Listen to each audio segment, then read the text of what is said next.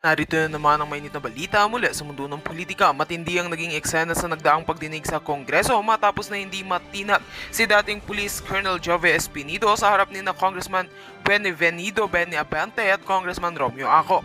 Sa halip na sumindak o magpaurong, maring itinindig ni Espinido ang kanyang mga pahayag laban sa mga aligasyon, bagay na ikinagulat ng marami sa mga dumalo sa hearing. Sa kabila ng mga tanong at tila pagpupumilit ni na Abante at Acop na maisalang sa alanganin ang dating opisyal na nanatiling kalmado at matibay si Espinido.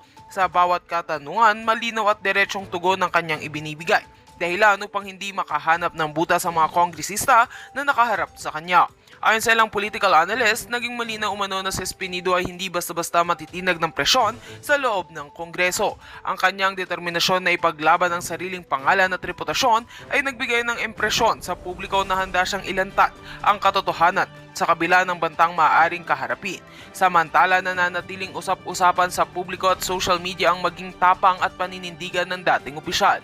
Maraming netizens ang nagpahayag ng suporta at paghanga sa kanyang matatatag na tindig habang patuloy namang binabantayan ang susunod na hakbang ng mga mambabatas na tila nabigo sa kanilang pagtatangka laban kay Espinido. At yan nga ang mga balitang ating pagkakatutukan, at kung bago ka pa lamang sa aking channel ay huwag kakalimutang mag-like, share and subscribe para updated ka sa mga bagong balita dito sa Tatak Pinas.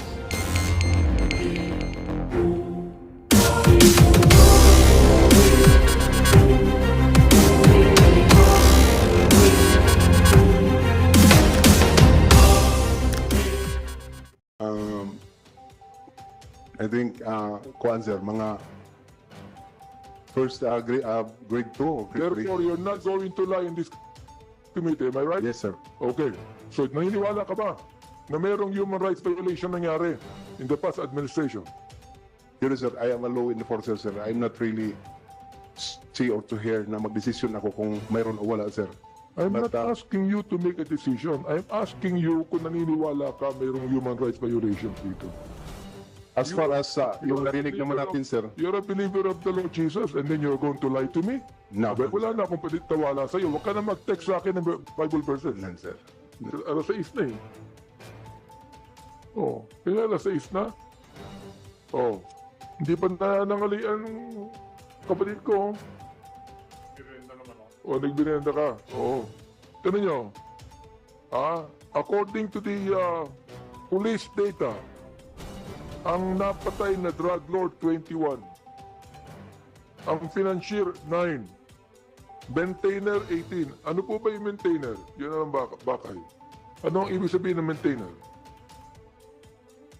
A maintainer of drug dens, Mr. Chair. Maintainer ng drug dens to. Okay. Hindi sila ba ang may-ari ng mga drug dens? Hindi. Ano yung operator? 12 na operator. The same, Mr. Chair. It's either they are the maintainer or the operator of Tinan nyo 21 na drug lord, financier 9, maintainer 18, 12 operator. Pero ang mga napatay na pusher, 7,173. Just imagine the disparity on this. Now, itong mga pusher na ito, hindi naman mayayaman ito, mahirap ito. Ang mga mayayaman yung mga drug lord, yung financier, yung maintainer, yung operator. Nakakapagtaka kung bakit nakakawala ito. Nakakawala ito sa tokhang. Bakit hindi itokhang itong mga hayop ay? Sorry. Kahit na po ako bishop, pagmura din ako eh. Hindi naman mura yun eh. Talagang, kahit ng Panginoong Jesucristo, tinawag niya si Herod na hayop eh. Ayaw po natin ng ganun. Even John the Baptist, during his time, called the Pharisees as generation of vipers. Sa ating panahon po ba, ganun din tayo? We are generation of vipers? I don't think we are. Am I right? User. Can you imagine user, Ito dapat to i-rehabilitate. Tama ho ba ako? Yes, sir. Tama ba ako? Yes, Mr. Chair. Director Jimmy Santiago. Tama ho ba ako? Ayan. Lahat tayo. General Pakay, General Salvador. Di ba? Asag de Rosario. Naniniwala tayo dyan, di ba? Alright. 440 ang pinatay. User to. Now, hindi pa kasama dito Hindi pa kasama dito ha. Yung mga mistaken identity. Hindi pa kasama dito yung hindi user, kundi nadamay lang, katulad nung isa dito na nagdadala lang, tawag doon, driver lang, pinatay, hindi pa kasama dito. Ilang daan yan, mga kaibigan? Hindi pa kasama yung unidentified dito. See, look ako nagpapasalamat ako sa DILG at sa ating Pangulo ngayon na nakita natin na pwede pala nating i-address ang drug problem na walang masyadong namamatay. I hope that would continue. Sapagkat pag marami pang napapatay dito, wala akong pakialam kung sino ang Pangulo. Iimbestigahan ng committee ito. Why? Because that is human rights violations. Now, ang next hearing po natin, iimbitahan natin the former President Duterte on this hearing. Nagkaroon na ng agreement ang members ng committee. Iimbitahan natin si Senator Bato de la Rosa kung papayag ang Senado na siya makipir dito. Not because he is a senator, but because during that time, he was the Director General of the Philippine National Police. Ako naniniwala ako, when you speak of interparliamentary courtesy, pwede silang hindi pumunta when it comes to the fact na iniimbestigahan natin ang pagiging senador nila. But we are investigating the past. Naging Director General siya ng Philippine National Police. Accountability pinag-uusapan dito. Command responsibility pinag-uusapan dito. Hindi lang yan.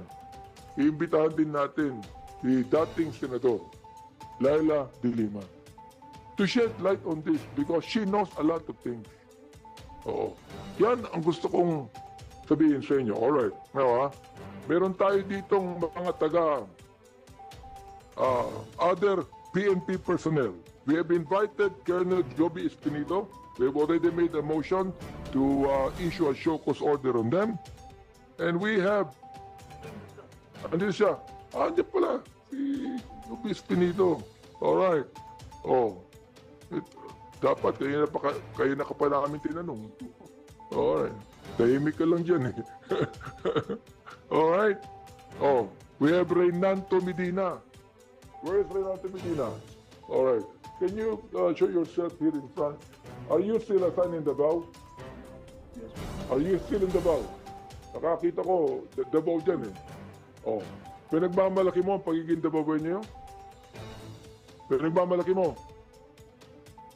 Pinagmamalaki niya. Alright. Lieutenant Colonel Ronald Lau. Andito siya, di ba? Andyan. So,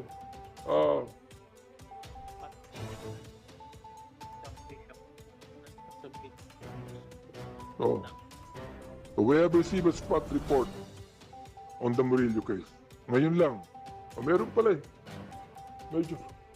Your Honor, nagkamali. Akala ko after activity report. Okay, tamo. Nagkamali ka na naman.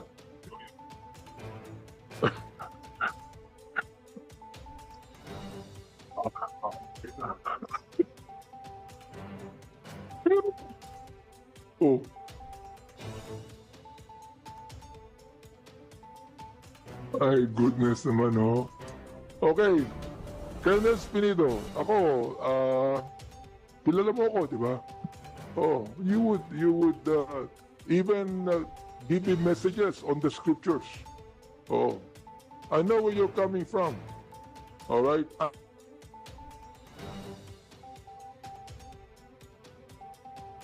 Involved in the war on drugs. Am I right? Colonel Espinido? Okay. So what do you think of what's happening now? Comparing it to the past administration. You are now a director or a commander or what? Yes, sir. Where are you assigned? Police Regional Office 8, sir. Where? Personnel. Okay. Yes, sir. So I would like you to make a statement now. What do you think now? Do you think that there are really human rights violations in the past administration or not? Good afternoon, it's Lebron, sir.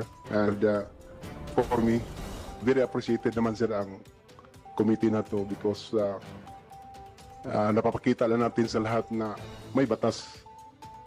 But Yeah, sagutin mo muna yung tanong ko before you appreciate this committee. talk about, sir, sa... Ngayon mo, kilala mo naman ako, di ba? Yes, sir. Oo. And I'm not going to belabor my time in this committee if I do not believe in this advocacy. Am I right? Yes, sir. Now, you say you're a Christian. Yes, sir. Am I right? Yes, sir. You always give me verses. Binano niya ako. Sabi to. Ah? Hindi, sabi niya, kailan ka raw naging Kristiyano? Matagal since, sir. Matagal na raw. Oh, kailan? Pagkakilala naman sa Panginoon, sir, since nagkataon na nakakilala ko ang Panginoon, sir, ng pagka...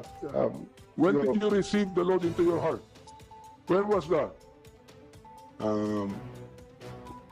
I think, kuan, sir, mga first grade 2 or grade 3. Therefore, you're not going to lie in this committee. Am I right? Yes, sir. Okay. So, naniniwala ka ba na mayroong human rights violation nangyari in the past administration? Yun, sir, I am a law enforcer, sir. I'm not really see or to hear na magdesisyon ako kung mayroon o wala, sir. I'm But, not asking you to make a decision. I'm asking you kung naniniwala ka mayroong human rights violations dito. As far as yung narinig naman natin, sir, You're a believer of the Lord Jesus and then you're going to lie to me? no. Well, wala na akong pinitawala sa'yo. Huwag ka na mag-text sa akin ng Bible verses. No, sir. No. Hindi naman sa ganun, sir. Katanagin mo, sagutin mo ako, Colonel. There must be, sir. There must be. So, because, bago ito believe ako sa'yo. Okay? Sagutin mo na ako ngayon. Naniniwala ka ba na mayroong human rights violations nangyari in the past administration? Mayroon, sir. Meron. Meron. Okay, good. Salamat. Yes, sir. Oo. That's it. Oh, ikaw, naniniwala ka? Yes, Your Honor. Ilan napatay mo?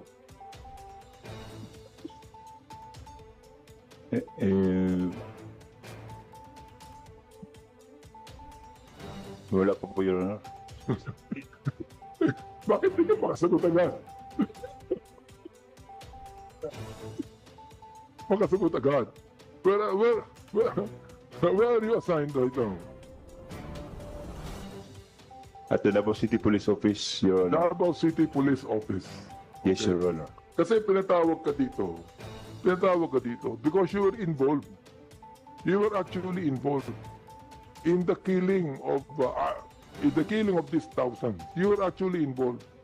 Hindi ka pinatawag dito kung hindi ka naging involved. Alright? So, can you tell me about that? Tell the committee. Were you involved in some cases in this Tokhang operation? Were you involved? May mga legitimate operation po kami, Your Honor. I'm not saying it's illegitimate. What I'm saying is, were you involved in any Tokhang operation? Yes, Your Honor. Yes, you were. You were also involved in the double barrel. Kasi hindi ko alam yun eh. Sasabi ni Congressman Akop eh. Yes, Your Honor. Meron kayong involvement sa big time. Ano yun? One time, big time. Involved ka rin doon. Yes, Your Honor. Where did you get the order to be involved? From whom?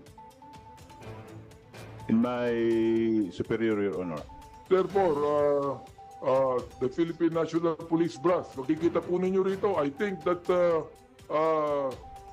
commanders in every provinces or cities are doing their part without the leadership consent on this. Without leadership order on this. Kaya natin iimbitahan dito si former President Duterte, because kami, narinig namin ang testimony ng mga biktima natin dito. May mistaken identity, may minor de edad, may driver lang dyan, nadamay yan. Alright? May user, napatay. Okay. Ako naniniwala ako, dapat ang mga pusher, arrestuhin yan. Dapat yan, kasuhan yan. Pero hindi dapat patayin yan. Tama ako, Colonel Espinito? Yes, sir. Oh. Tama, sir. You see that? Pero maraming napatay. More than 7,000 drug pushers nakalagay dito, were killed. 440 users were killed. Yun po ang naging problema ng past administration. Kaya natin inibitahan si former President Duterte is not to accuse him. I'm not accusing him of anything. Pero I want him to face the victims, and I want the victims to tell the story of what happened to them, to the former president. Because I know this to be true. He did not know what was happening in the ground. Being president, he gave the order to kill, but he didn't know what was happening in the ground. Tama ba ako?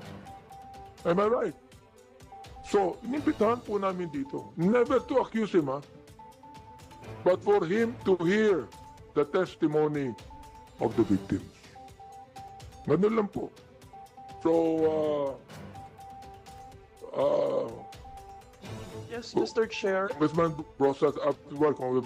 Yes, Mr. Chair, since meron po siyang mga explanation regarding sa kanyang no? So dapat former president ay mag-explain din yung mga ginawa niyang matrix, 'di ba? Meron siya noon. Sinow niya 'yon nung time na 'yon. Plus yung mga lists, drug lists na walang legal framework, gusto natin malaman at maintindihan. So he should explain, Mr. Chair. Yun yung gusto natin malaman dito. Katulad din po ng panawagan natin para sa accountability kay Senator De La Rosa. Kung talagang patapang siya na hinaharap yung mga akusasyon sa kanya dito, dapat po sagutin niya yon, Mr. Chair. I'm hoping and praying that they will come and join us in the committee hearing. Oo. Colonel Busita? Other concern, Mr. Chair, You have a question to ask? for the PNP, other issue. Well, Mr. Chair, before we leave these people, may I ask some questions? would you... Kasi other issue yung kanyang kwan Congressman Acop first? Yes, Mr. Chair. Okay. Colonel Espinido, have we met? Yes, sir. When? Can you begin my question? Hindi ko na recall, sir. You remember, nung na-involve ka sa isang insidente na may namatay dun sa Region 8, Yes, sir. I called you up. Diba? I called you up. Sabi ko, baka darating araw, baka masingil ka sa ginagawa mo. Tama? Yes, sir. Baka darating yung araw na yun. Yes, sir. Yep. I reminded you that. I called you up. Diba? Yes, sir. But you went on with your activities. Tama? None, sir. Intindihin mo yung sinabi ko. You went on with your activities. Hindi, wala naman akong sinabi na illegal na activity. I did not qualify that. You went on with your activities. Kasi darating tayo dun sa banda roon Yes, sir. Yes, sir. Okay. Kayo naman, taga Davao, nasaan na kayo ngayon? Assign. Davao Norte Police Provincial Office, Your Honor. PO3 ka? Yes, Your Honor. Bakit hindi si SPO2 Pinheiro ang sumasagot dahil siya, sa tingin mo, siya ang most ranking sa inyo Sorry, Your Honor.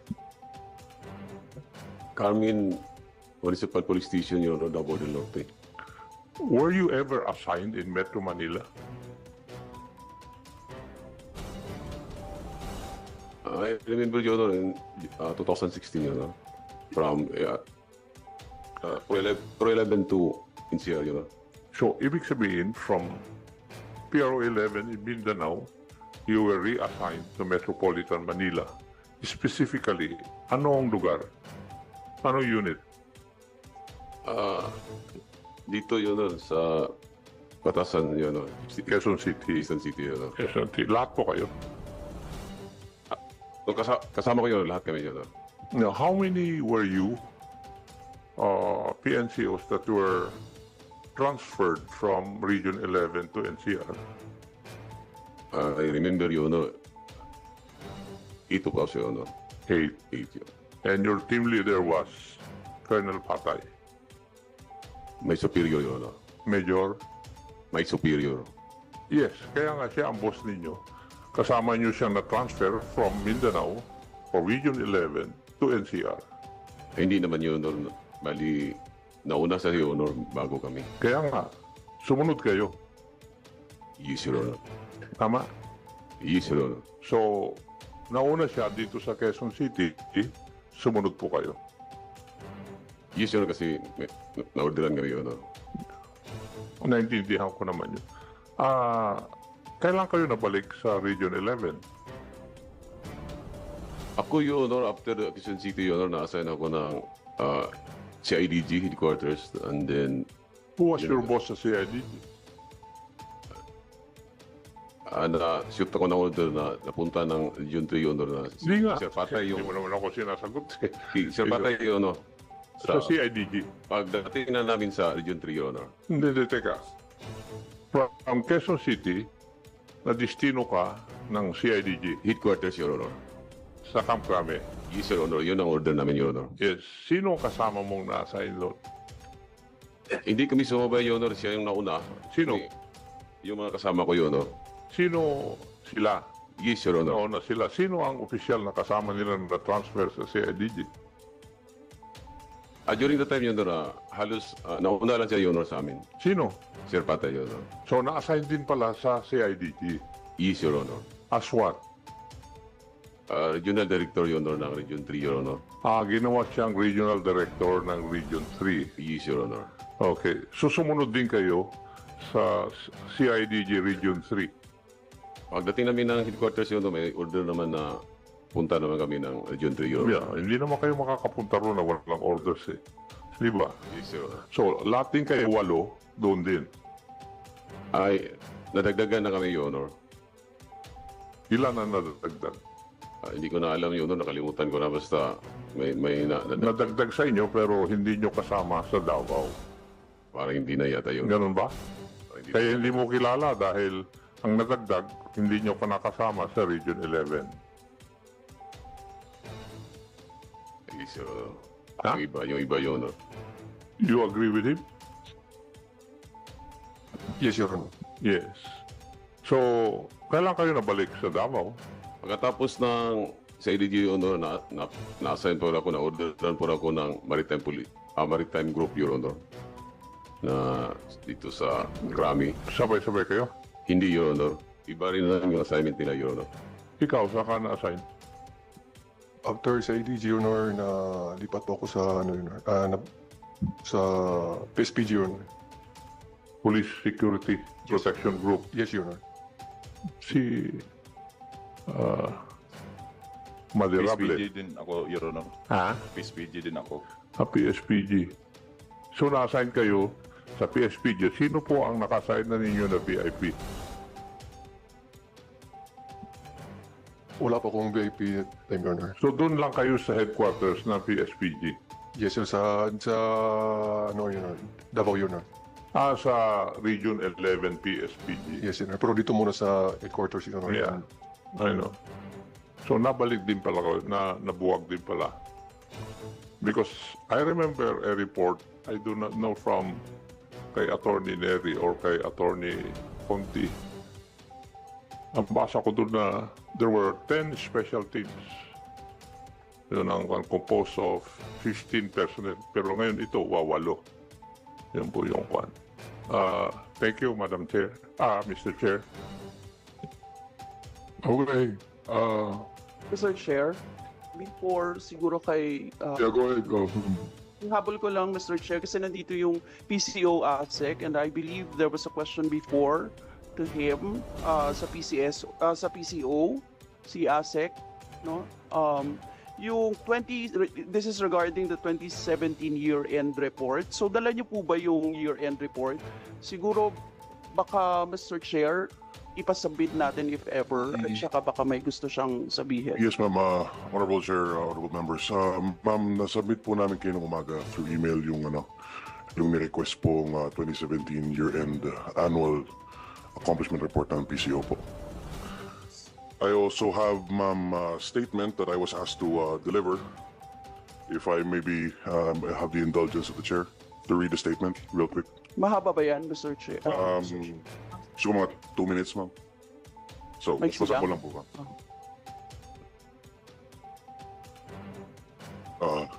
Bago ka magbasa, Mr. Chair, hindi ang question kasi sa iyo sa inyo last time ay hindi magtugma yung report ng PIDEA, no?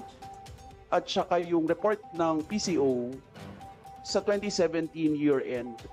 Kung ilan yung bilang ng mga biktima ng Duterte administration on the war on drugs. Yun, ano? Sorry, ma'am, I was not apprised of the pending question, but I will relay it to the secretary. However, it is my understanding that the data provided or published in the 2017 annual report was from the responsible agencies such as PNP, PIDEA. So kami po, kumbaga repository lang kami, then nag-publish lang po kami. Okay. So yan yung 2017 report ay galing din doon sa previous na, ano? Yes po, ma'am. Thank you. If I may, ma'am. Mr. Chair. You submitted to us another report, no? The Presidential Communications Operations. Yes po, ma'am. Yes It's po. quite different from what we're asking. Oh, okay, sir. Sir, ang understanding ko po, this is the one that we have on record. It was the one that was produced by BCS, the Bureau of Communication Services. However, I'm not aware po of another report po. I was not made aware of another report that was in existence. But that is the one we have on file. What from our- we are asking actually is the Duterte administration year-end report, 2017 key accomplishment. It's my understanding, sir, that we don't have any official record of that in our database, in our data bank, sir. What we do have is the BCS published report, and I think I note, sir, that